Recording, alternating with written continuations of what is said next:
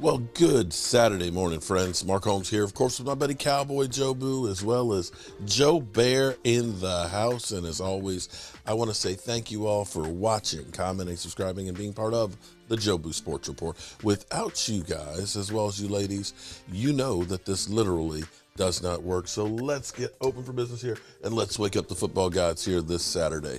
And I know tomorrow we have our Cowboys on a much-needed bye week. Get a chance to catch their breath, get themselves together, and start hopefully going on a stretch run. If you are to believe the odds makers, the Cowboys basically have a 99% chance of making the playoffs. So it would take something catastrophic for them not to be in the playoffs, which would be great because now we're talking about back-to-back playoff teams, something I don't think we've done in quite a while. I think that's been since the 90s. I've got to double check and make sure that I'm correct on that, but I think that that is actually the case. Anyway, as we sit here, we know we actually have some players that are much better than what the talking heads thought we were going to have. Everybody had doom and gloom in the offseason for the Cowboys because they did not make moves in free agency, and yet here it is. The Cowboys have one of the best records in football, and some teams are kind of worried about playing against them. But here we are back full circle again. They're killing the Cowboys for not pulling the trigger on Brandon Cooks, a guy that 3 other teams allegedly were in talks to try and get him, and they didn't pull the trigger, but they're okay. No, there's nothing wrong with it. Only the Dallas Cowboys. Well, I, for one, have to say the Cowboys have been more right than the experts out there. The GMs that have been saying, you know, the inside GMs have talked about the Dallas Cowboys and what they've done.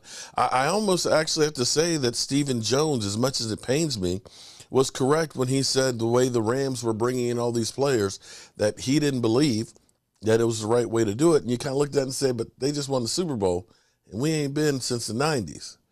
But at the moment, well, you could look at it and say the Eagles are doing great things with the soft schedule. But we'll see. We'll see what happens comes the end of the year, because in the end, we could win 12 games, but if we don't have success in the playoffs, it's deemed a failure. Let's be clear here, because that's basically where we are with this. But thus far, the Cowboys have done some great things. Listening to this morning, the question is, are the Cowboys ready to win a Super Bowl? And when I was listening to this take on Get Up and listening to the interview with Jerry Jones, who realizes his time is running short, you have to wonder, is there some we didn't make the major trades, although we did make a trade, which is something we normally don't do, and with Haskins. And it's funny because most of the time the Cowboys make moves, it's kind of poo-pooed and it's deemed a dumb thing. You know, some people looked and said Micah Parsons, they needed a cornerback, right? We get Tyler Smith. They said we should have drafted a center. Cowboys have seemingly been right. But let's listen to this morning, and we'll recap it. Things could get feverish at the deadline. He was right, but the Cowboys weren't involved in any of it. Dallas believes they're in a championship window. His urgency is to win now. Listen. I am conscious of it all the time. It's different than it was 10 years ago. That never crossed my mind 10 years ago that you might be running out of time. It does cross my mind now. Consequently, I think, like you say, I don't have time to have a bad time. It's not on my schedule. My schedule has tightened up, and I have a little less cruising time and a little more doing time. Okay, so first off, in my next life, I want to be Jerry Jones. Second of all, Ed Werder tweeted, 2 sources told him the Cowboys and Texans discussed a trade involving Brandon Cooks until the final minutes before the deadline expired. Draft pick compensation and the $18 million guaranteed could not be resolved in time. The question is simple, Chris Canty. Yep. We understand it's a lot of money next year. We understand that draft pick compensation might have been significant, but a lot of people view the Cowboys being in win-now mode. will they regret not making that deal yesterday? Yeah, unless they win a championship, they are going to regret it. Will not making that deal be the difference, or could it be the difference between them winning it and not winning it? Well, I think it could be, because they're awfully thin at the receiving core once you get past CeeDee Lamb. Michael Gallup is not the same player that he was before the knee reconstruction. Jalen Tolbert has been a non-factor. Their next best wide receiver is Noah Brown. So the Cowboys, in terms of having some firepower for Who's injured last week? Passing game, they're a little bit lacking. Dak Prescott, in the last couple of years, when his throws outside the numbers, he's got 23 touchdowns to 2 interceptions. This year, career lows across the board on such throws, including completion percentage, including QBR. So that's the thing that I'm concerned with. They have a championship caliber defense, but can this offense compete with the better offenses in the NFC in order to get to a Super Bowl and win a Super Bowl? Look, I'm not trying to compare Brandon Cooks to these players. They scored 49 points last week. Look at the impact A.J. Brown has made in Philly. Look at the impact that Stephon Diggs has made. Look at the impact that Tyreek Hill has made. Bringing in a big wide receiver, for the most part, has been a successful formula for NFL teams. What was the reaction you were getting from people to Dallas not making that move yesterday? People that I spoke to weren't as surprised, and they didn't think like this was the thing that could cost Dallas. I think a week ago, I feel like we were on the set, we were talking about Dallas being a Super Bowl contender, like a legit Super Bowl contender. A week ago. It's usually a day ago. Yeah, well, I was here last Wednesday. It is every day on this Greeny show that we say that. But when you look at the lack of moves, I don't think Dallas lost any significant standing. We still think they're one of the best teams in the NFC, do we not? When you look at this roster, we were praising Dak, we were praising coming back, we were praising how they were playing without Dak. I think at this point, I would actually like to give Jerry credit for some restraint. Because I think when you bring in somebody right now, you also have to pay them. You got to give up draft capital. I don't know if that Brandon Cooks, he's not Tyreek Hill. No, thank you. He's not Tyreek Hill. But he's not a good player. He's everywhere good. He's gone on 4 different teams. Let me try and make my argument. Let me come over here. I get no. I get it, because you think David. Look at that nice face. It's you hard think to make the argument when you say he's been on 4 teams. That's what I'm saying. There you go. What are we missing here? This is the piece. He's been on 4 teams, but that's the guy. He's been productive everywhere he's gone. And I will just say this. You look at the big teams in the NFC. The Eagles added an impact position last week in a pass rusher. The 49ers added a player in Christian McCaffrey who looks like he might make all the difference in the world. The Vikings, who no one is talking about, are 6-1 and added T.J. Hawkinson, who right now is one of the best receiving tight ends, maybe one of the best all-around tight ends in the entire National Football League. All these other big teams got better. I know the Cowboys added a defensive tackle last week, and that could be a meaningful move. I'm not saying it isn't, but it's not necessarily the same kind of impactful move. You're trying to keep up with the Joneses if you're Jerry Jones. What do you think, David? Well, first of all, I think they could have added James Washington when he comes back. Where does that stand on the depth chart too at wide receiver? Does that help them? He's close. Still, to me, is Tony Pollard the starting running back? Because if Tony Pollard's the starting running back, this offense is more explosive. If they use Dak the way they used him last week, a little bit in the run game, this offense becomes more explosive. He's built like a tank. He's got great athletic ability. It could help them. The run defense has to get shored up a little bit too when you talk about playing the Eagles, when you talk about playing Dalvin Cook, when you talk about playing the 49ers. So I think they're right there on Dan's list, of teams on the list of teams that can be in there. But I don't think they have enough firepower on offense to be that team. So let me ask you the same question I asked you about Miami. When we look at the teams, the short list of teams you could see winning the NFC Championship, are the Cowboys on it? Absolutely.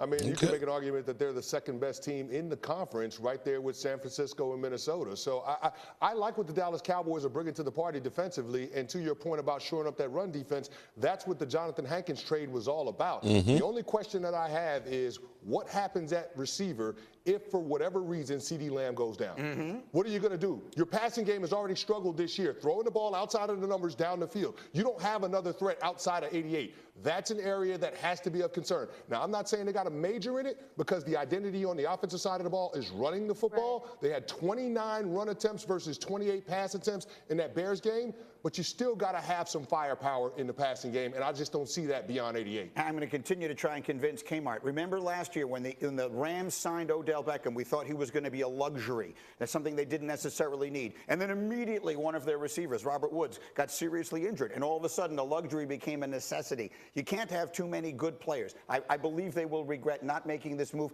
What was it going to cost them? A second-round pick? A player who is a second and a fourth. 3 years in the NFL and never comes back? I think teams overvalue these draft picks. Not the Cowboys. That's so. Yes, I do. It's actually changed a lot, though. I mean, you Well, look the at, Rams won a Super Bowl last year. but look at how many people are trading now during the season. That's Like what I mean. they used to hold on to draft picks Right. like it was gold. Right. Now teams are a lot more willing to Because move draft people picks and are players. Unproven commodities. Correct. I understand. But again, I bring what you're comparing the Brandon Cooks thing to adding an Odell, adding a Tyreek Hill, adding these. He's not that. Brandon Cooks is a very good player, but there's a reason he keeps getting moved. Like, I just don't see this being the move that sets the Cowboys into the stratosphere of Super Bowl. Odell Thank was you. free, too. Yeah. Odell was free maybe- last year for the Rams. Yeah, he might be part of the conversation for one of these teams as this year goes on. We'll talk about that. My goal in life is to convince Kmart I'm right in the next hour and 24 minutes. Fascinating in a conference. Okay, so now here's the question that you have to ask, because we know that Michael Gallup is not the Michael Gallup from last year. When you have an ACL injury, you may be back out on the field, but you're not feeling and being the guy that you were before the ACL. It literally takes you a full year to really recover. Only Adrian Peterson came out of the box after an ACL injury and ended up having an incredible season. It just does. And so for Washington fans that think they're going to get Chase Young his rookie year, this is, you might as well say, is a redshirt season. Now, the question you have to ask is, with O'Dell Beckham, his numbers, yes, he played great for the Rams going down the stretch for those games, but he's coming off of ACL surgery. We already have Michael Gallup coming off of his ACL injury, who is still getting into the groove. He had his surgery a lot sooner than O'Dell Beckham did. This may be a case of, with Odell having a history of hurting this knee over and over again, it may actually be better suited that Odell just waits till next year. And I'm not sure that that's the big splash that everybody on the shows wants to make, because, of course, that's more drama in Dallas. But I'm sitting here listening to them. They're killing the Cowboys for scoring, we'll say 42 points, because Michael Parsons scored 7. Their offense scored 42 points, being completely balanced. And they're saying, no, you got to get another receiver and throw the ball more.